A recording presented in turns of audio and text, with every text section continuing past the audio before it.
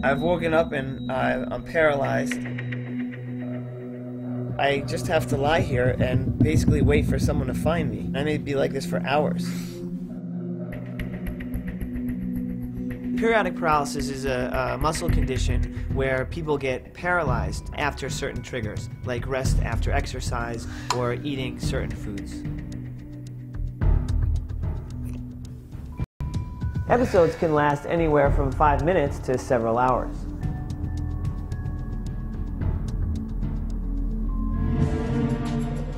I'm Dr. Jacob Levitt, and I'm president of the Periodic Paralysis Association. I'm an associate clinical professor of dermatology at the Mount Sinai Medical Center in New York City, and I also have hypokalemic periodic paralysis. I'm also the patient in the beginning of this video.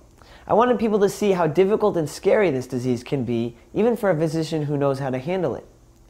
Periodic paralysis is a muscle disease, and there are a variety of forms. Hypokalemic periodic paralysis involves muscle weakness when potassium in the blood is too low. Hyperkalemic periodic paralysis involves weakness in response to a high blood potassium. Anderson-Tawil syndrome has the additional complication of heart arrhythmia. On a cellular level, low or high potassium alters the electricity across muscle cells, resulting in paralysis. A person can be rendered helpless in minutes. It's a genetic condition that can appear at almost any point in a person's life, but commonly occurs in childhood or puberty. I was not genetically diagnosed with periodic paralysis until about 5 or 6 years ago. You can't imagine what it was like. I believe that if I had been genetically diagnosed earlier, or just diagnosed in some way, that I probably wouldn't be sitting on this scooter right now. It's a severe disease, and it's not recognized as being a severe disease. It is considered to be a benign disease, and that's not true. This is a German patient. She's developed a permanent weakness when she was young, at 3 years of age. She had to use a wheelchair when she was 14 years old. We made the diagnosis when she was 24 years old. We administered Inspra and potassium. She is now walking and jogging, and what is of great interest, the muscle was poorly developed, and after 6 months the muscle mass is much more than it was in the past. I have periodic paralysis. I have an unidentified genetic mutation. I have large muscle jerking on the left side of my body, and I have myotonia, which is muscle stiffening. My mom and her sisters and my maternal grandmother all have signs of weakness, and now my daughter is showing signs of periodic paralysis as well.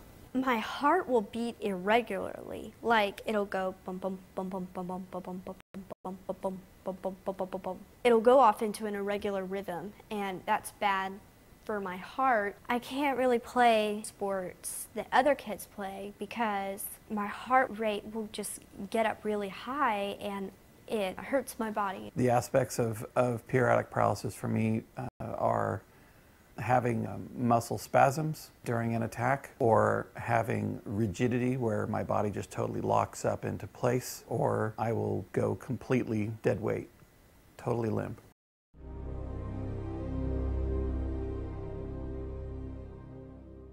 I didn't know what I really had. I had been diagnosed with so many different diseases over the years. Periodic paralysis had come up, but they weren't sure that that was it because I didn't fit the little box that was described as periodic paralysis. This is such a rare disorder, and so there's not a lot of research that's done on it.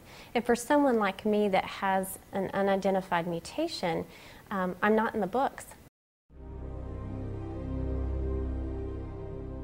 I first had symptoms that I could notice when I was 20 years old.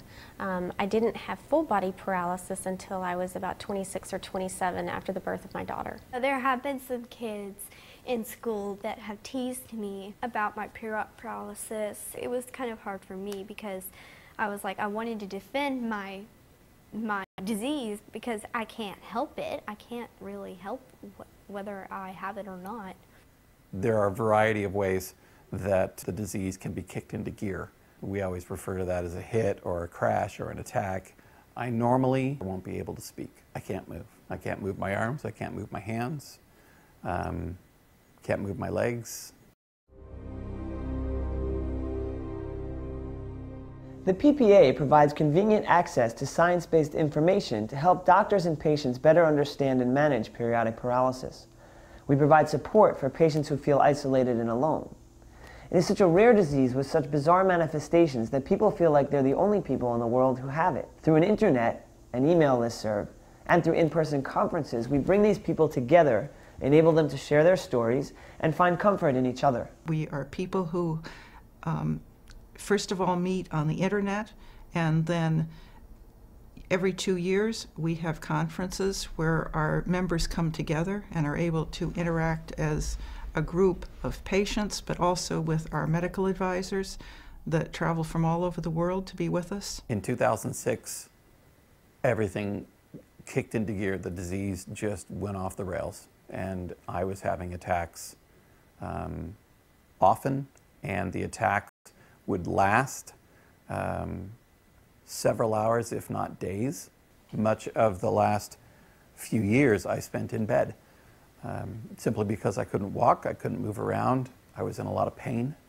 And then the PPA had a conference, and one of the folks who I have communicated with offered a totally different type of medicine than what I have been taking. And because of her selflessness, because of her desire to see those that are dealing with this disease have a better life, she changed my life. If I hadn't gone to the conference, that would not have happened. One of the reasons I had a speedy diagnosis is I had the internet available to me, and I was able to find the Periodic Paralysis Association.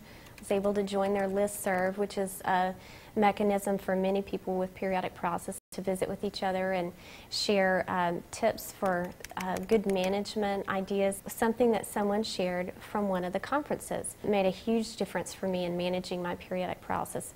And that is why it's so critical that the PPA is there and is doing what they're doing.